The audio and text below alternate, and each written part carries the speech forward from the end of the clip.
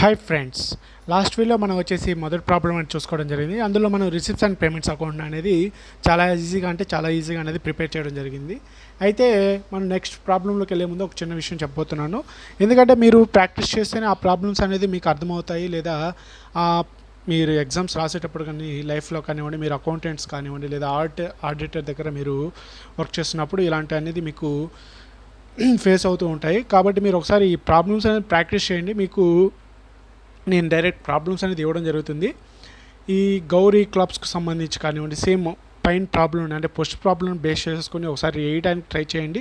మీరు ప్రాబ్లమ్ని సాల్వ్ చేసిన తర్వాత మనకి ఆన్సర్ అనేది ఇంత రావాలి, అయితే ఎలా వచ్చింది ఏంటి అనేది చూసుకొని మీరు తర్వాత ఈ ఆన్సర్ని ముందు చూడకుండా నెక్స్ట్ మీరు ఇదంతా వేసిన తర్వాత మీరు మన మనకృష్ణ క్యాంపస్ వాట్సాప్ గ్రూప్లో కానివ్వండి, లేకపోతే మన టెలిగ్రామ్ ఛానల్లో, లేదా ఫేస్బుక్లో కానివ్వండి, లేదా మన ఛానల్లోకి వచ్చి మెసేజ్ అయినా చేయండి, ఏమైనా చేయండి. మీరు వేసి మనకు సబ్మిట్ చేసినట్లయితే మీరు ఎంతవరకు నేర్చుకుంటున్నారు ఏంటి అన్నది మేము ఎలా చెప్పాలన్నది మేము డిసైడ్ అవుతాము. ఆల్మోస్ట్ ఒక 2 ప్రాబ్లమ్స్ చేయండి. ఇక్కడ second problem and third problem అనేది మీరు చేసినట్లయితే మీకు అర్థమవుతుంది. ఒకసారి నేను డిస్క్రిప్షన్లో ఈ వీడియో కింద అనేది ఇవ్వబోతున్నాను. అయితే ఈ వీడియోలో వచ్చేసి నేను ఇంకొక మోడల్ అంటే ఇన్కమ్ అండ్ ఎక్స్పెండిచర్ అకౌంట్ని ఎలా ప్రిపేర్ చేయాలి ఏంటి, దాంట్లోకి వచ్చే అంశాలు ఏంటి అనేది ఇక్కడ చూసుకుందాము. మనకి రిసిప్ట్స్ అండ్ పేమెంట్స్ అకౌంట్ అని ప్రొఫార్మా మనకి ప్రాబ్లంలో ఇవ్వడం జరిగింది. దీన్ని బేస్ చేసుకొని మనం ఇన్కమ్ అండ్ ఎక్స్పెండిచర్ అనేది ఇవ్వడం జరుగుతుంది. నేను ప్రొఫార్మా చెప్పేటప్పుడు అంటే ఫస్ట్ వీడియోలో ఇంట్రడక్షన్ వీడియోలోనే నాన్ ట్రేడింగ్ గురించి చెప్పేటప్పుడే రిసిప్ట్స్ అండ్ పేమెంట్స్ అకౌంట్స్లో వచ్చే ట్రాన్సాక్షన్స్ని ఇన్కమ్లోను ఎక్స్పెండిచర్లోను ఎలా వేయాలనేది ఎక్స్ప్లెయిన్ చేశాను. ఆ వీడియోని ఎవరైనా చూడనట్లయితే ఆ వీడియోలోకి వెళ్ళి చూసి డీటెయిల్గా వచ్చినట్లయితే ప్రతి ఒక్క పాయింట్ మీకు చాలా ఈజీగా అనేది అర్థమవుతుంది. అయితే మనం డైరెక్ట్ పాయింట్లోకి వెళ్ళిపోతాము. మనకి రిసిప్ట్స్ వైపు వచ్చేసి బ్యాలెన్స్ క్యారీ డౌన్స్ అనేవి ఉన్నాయి, అది క్యాష్ బ్యాలెన్స్ అలాగే బ్యాంక్ బ్యాలెన్స్ అనేది ఉన్నాయి. మొత్తం టోటల్ చేసినట్టయితే 2000 అమౌంట్ అనేది ఉంది. క్యాష్ ఒక 800, అలాగే బ్యాంక్లో వచ్చేసి 1200 అనేది ఉంది. మొత్తం 2000 అనేది. సబ్స్క్రిప్షన్స్ మనకి 11,000 అనేది ఇవ్వడం జరిగింది. డొనేషన్స్ ఒక 1500 అని ఇవ్వడం జరిగింది. లాకర్ రెంట్స్ అనేది మనకి రావడం జరిగింది. ఇవన్నీ ఇటువైపు ఉన్నాయి కాబట్టి మనకి ఇన్కమ్స్ కిందకి వస్తాయి. రిసిప్ట్స్ వైపు రాసేటివన్నీ ఇన్కమ్స్ వైపున మనం నోట్ చేసుకుంటాము. అది గుర్తుపెట్టుకోవాలి, అది కొండ గుర్తండి. మనం రిసిప్ట్స్ వైపున ఇచ్చినవి ఇన్కమ్ వైపున రాసుకుంటాము, పేమెంట్స్ వైపున ఇచ్చినవి ఎక్స్పెండిచర్ వైపు రాసుకుంటాం. అక్కడితో సగం ప్రాబ్లం అనేది అయిపోయింది.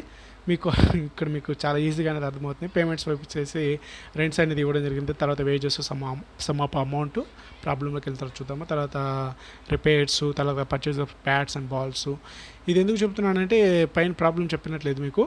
Following the receipts and payments account of the sports club for the year ending 31/3/2008 అంటే మనకి ఇది ఒక ఫైనాన్షియల్ ఇయర్ ఎండింగ్కి అంటే March 31st మనకి ఇవ్వడం జరిగింది. ప్రిపేర్ అని చెప్పారు. అంటే స్పోర్ట్స్ క్లబ్ అంటే బ్యాట్స్ అండ్ బాల్స్ అండ్ కన్ఫామ్గా పర్చేజ్ చేస్తూ ఉంటారు వీళ్ళు. అలాగే పర్చేజ్ ఆఫ్ ఫర్నిచర్స్ కూడా వీళ్ళు చేసేయడం జరిగింది. ఇది మనకి అసెట్ అవుతుందండి, ఎందుకంటే ఇక్కడ ఫర్నిచర్ అనేది ఉంది కాబట్టి ఇది మన అసెట్లోకి కన్సిడర్ చేసుకోవడం జరుగుతుంది. ఆఫీస్ ఎక్స్పెన్సెస్ మనకి వచ్చేస్తుంది.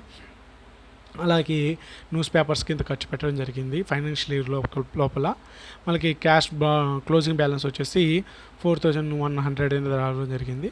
ఇవి అంటే టోటల్ అమౌంట్స్. ఇక్కడ మనకి ఇన్కమ్ అనేది ఎక్కువగా ఉంది కాబట్టి ఇక్కడ బ్యాలెన్స్ క్యారీ డౌన్ చేయడం జరిగింది, ఇది గుర్తుపెట్టుకోవాలి. తర్వాత కొన్ని అడ్జస్ట్మెంట్స్ అనేది కింద ఇవ్వడం జరిగింది.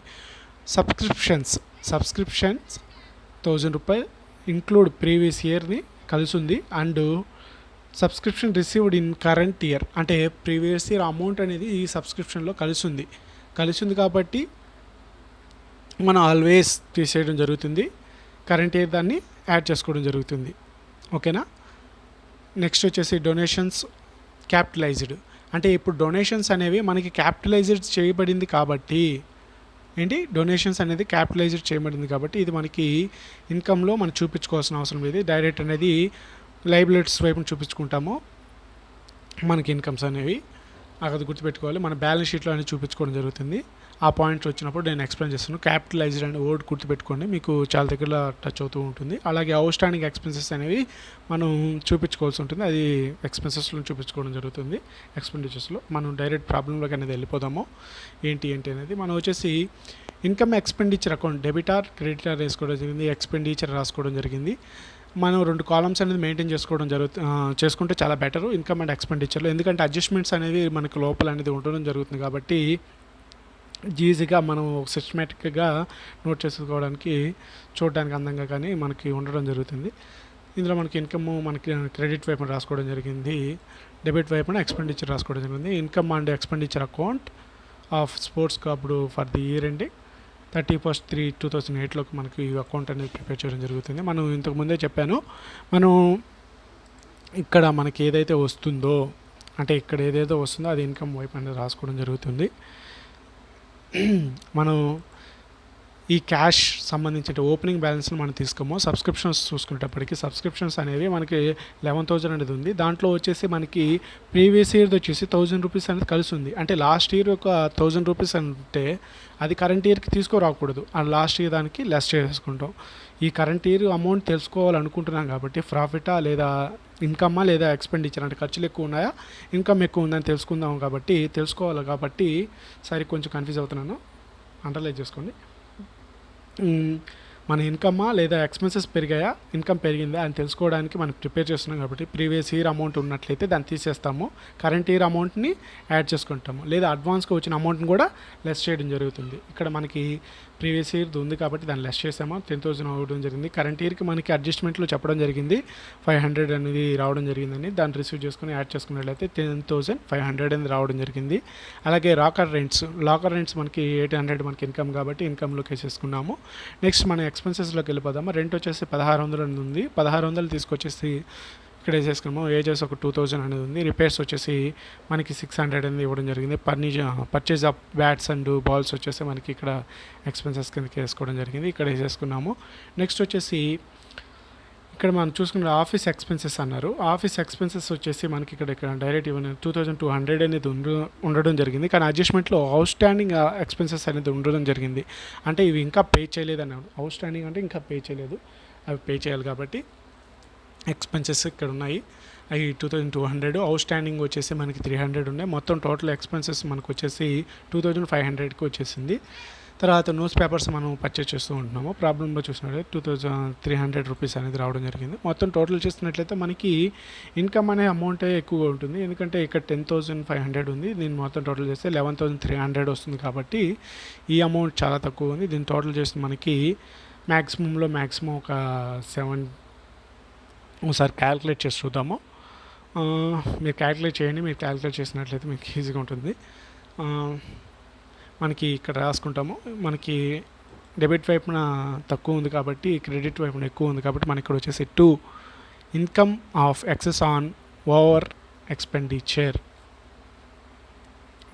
ఇన్కమ్ అనేది ఎక్సెస్ ఉంది దేని మీద, ఎక్స్పెండిచర్ మీద, కాబట్టి ఇది సర్ప్లస్ అంటే అమౌంట్ అనేది మిగలడం జరిగింది. అంటే ఇన్కమే మనకి మన ఆర్గనైజేషన్స్కి ఎక్కువ రావడం జరిగింది, మనం తక్కువ ఖర్చు అనేది చేయడం జరిగింది అని ఇక్కడ డీటెయిల్డ్గానే తెలిసిపోయింది. మనం ప్రిపేర్ చేసిన ఉద్దేశం ఏంటి, ఇన్కమ్ ఎక్కువ వచ్చిందా ఎక్స్పెన్సెస్ ఎక్కువ ఉందా అని తెలుసుకోవడానికి. మనకి ఇన్కమ్ ఎక్కువ వచ్చిందని తెలిసింది కాబట్టి ఇక్కడికి ఈ ప్రాబ్లమ్ని క్లోజ్ చేస్తున్నాము. ఈ వీడియోలో మీకు ఎక్కడైనా డౌట్స్ ఉన్నట్లయితే లేదా ఎక్స్ప్లెనేషన్లో ఏమైనా మార్పులు చేయాలనుకున్నట్లయితే ఖచ్చితంగా మీరు అడ్వైజ్ ఇచ్చినట్లయితే నేను చేంజ్ చేయడానికి ట్రై చేస్తాను. అదేవిధంగా డిస్క్రిప్షన్లో నేను ఒక లింక్ ఇస్తాను, ఆ మన వెబ్సైట్కి వెళ్ళేసి నేను చెప్పాను కదా 2-3 ప్రాబ్లమ్స్ అనేది ప్రాక్టీస్ చేయండి. తర్వాత మీరు మనకి సబ్మిట్ చేసిన తర్వాత ఒక 2 డేస్కి 1 డే తర్వాత నేను ఆ వీడియోస్ మీకు ఎలా చేయాలి ఏంటి అనేది చెప్తాను. మీరు ఎక్స్ప్లెయిన్ చేసినట్లయితే అంటే మీరు రాసి పెట్టినట్లయితే మీ వీడియో అంటే మీరు ఎలా రాశారో ఎలా చేశారు ఏంటి అనేది మన సబ్స్క్రైబర్స్కి కూడా తెలుస్తుంది. మనం మీ వీడియో అంటే మీరు రాసిన దాన్ని మన సబ్స్క్రైబర్స్కి ఎక్స్ప్లెయిన్ చేస్తాను, మీ పేరుతో అనౌన్స్ చేసి మరి ఈ స్టూడెంట్ ఇలా చేశారని.